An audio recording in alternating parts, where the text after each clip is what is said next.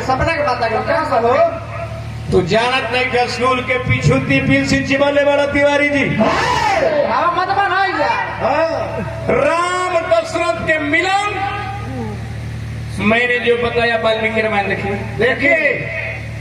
राम दशरथ लंका पे विजय पहले के बाद अग्नि परीक्षा लेला के बाद विभीषण जी के राज तिलक देला के बाद इंद्र के सिंहासन पर राजा दशरथ जी चढ़ के लिए लंका में राम से भेंट कैले मिलन कैले वही राम गोल्ला के प्रदान मंगनी कहने की का प्रदान दी बोल बेटा बोल बेटा का प्रदान दी हम बोल कहले कि जब हमरा श्राप लागल में माता के जो ना लागे के चाहिए कहले वो मस्त देखी निकाल के देखिए दूसरा बात आपके खूब जानकारी बनत रही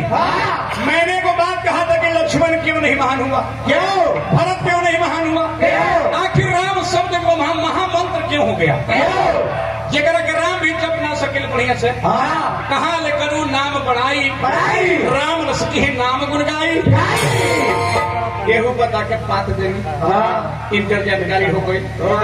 तीसरा बात कहता है कि हमारा नाम हो धासम सिंह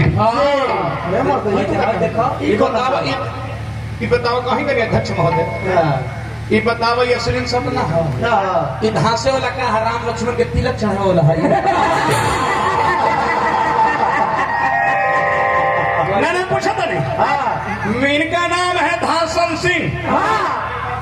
हाँ इनका नाम है तो सबका खातिर तिवारी जी तो धासन सिंह नाम हवा पता है सबका खातिर धासन सिंह हवे माने अपन बाबू खातिर धासन सिंह हवे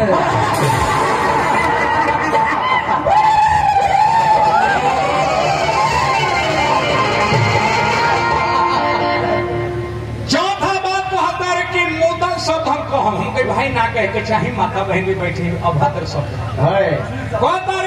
गायत्री का सोना के सिकरी मिलल बा एही बात पर अच्छा गायत्री ठाकुर अच्छा करो कह को मिलल उठिए जा कहल कह को मिलल है कपड़ा छिला दे तो तिवारी जी होश में मुतल शब्द अभद्र है भैया कद लइका माई के पेट पर मुंह देवला गणतर में मुंह हम मुतेला हां उम्र के लिहाज है भैया उस समय वो लइका मुतेला जकरा मुत कह के लूर में खत्म मुतेला हां तिवारी जी दूसरा के छोड़ी अपना माई सरवा घर जाके कहो तो कि माई हम मुत ना नहीं हमारी अगला के कहो तो उस समय लइका बाबा कहते हैं पापा कहते हैं चाचा कहते हैं पर माई के देह पर मुद्दा है उसको ज्ञान नहीं होता कि हम मुतम कहने लायक नहीं हुए नहीं अब मुद्दा है तो सबनीय है कि कहते कि हम कहो अच्छा जाके कहिए के माई हम मुतम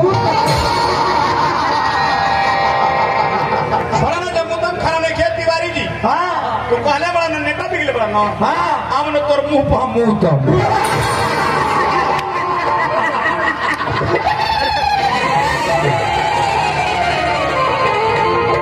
बढ़िया शब्द है बढ़िया शब्द ना हो ना तोर मुँह पर मुँह तो हम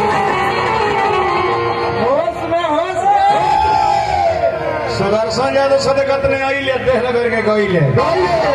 अलगे लिखला गेला तिवारी जी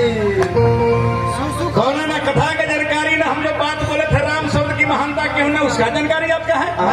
हम कथा राम राज तक पहुंचा दिए अब हमारे कथवा के भरत तक पहुंचा दे कतर के पढ़ा